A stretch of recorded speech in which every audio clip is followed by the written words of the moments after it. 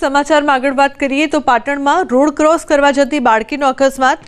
સિદ્ધપુર તાલુકાના ડિંડરોલ ગામે અકસ્માતની ઘટના સીસીટીવીમાં કેદ થઈ છે।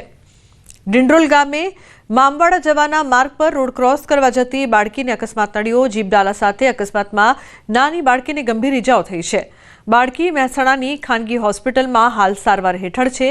ઉલ્લેખનીય છે કે અકસ્માતની આ સમગ્ર ઘટનાના સીસીટીવી પણ સામે આવ્યા છે। અશરફ જોડાયા છે વધુ માહિતી આપવા માટે। અશરફ, અકસ્માતની આ જે ઘટના છે ને બાળકીને ઇજા થઈ છે, બાળકીની હાલ કેવી હાલત, શું વધુ વિગત સમગ્ર મામલે?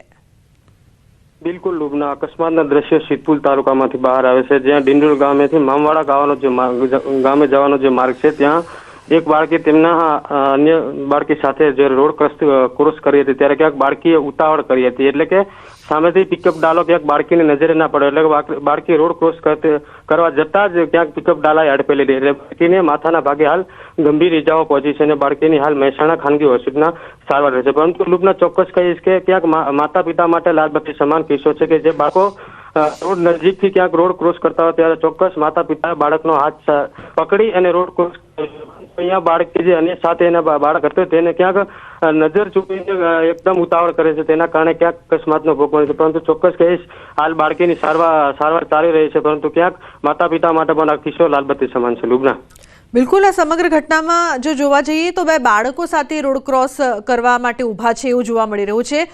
બાળકો રોડ ક્રોસ ન કરે તે પણ ખૂબ જ જરૂરી છે, સાથે કોઈ મોટું હોવું પણ જરૂરી છે। અશરફ, જે દ્રશ્યો અત્યારે સામે આવી રહ્યા છે તેમાં બીજી બાળકી અકસ્માત જોઈને ગભરાઈને ભાગી જાય છે।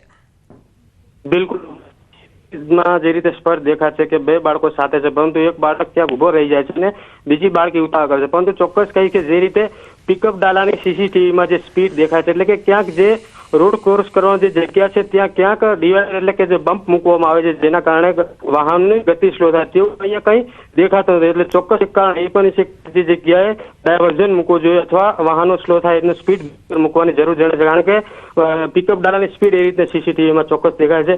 સાથે બાળકી હતી તે તો ઉભી રહી જશે, પણ અન્ય જે બીજી બાળકી હતી જે અકસ્માતનો ભોગ બની છે તેને ક્યાંક ઉતાવળ કરી છે અને અકસ્માતનો ભોગ બની છે। લુબના, બિલકુલ અશરફ, આભાર સમગ્ર માહિતી બદલ।